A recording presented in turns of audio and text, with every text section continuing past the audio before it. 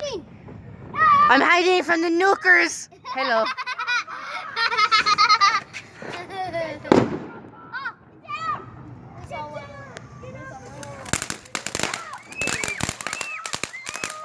A little too close.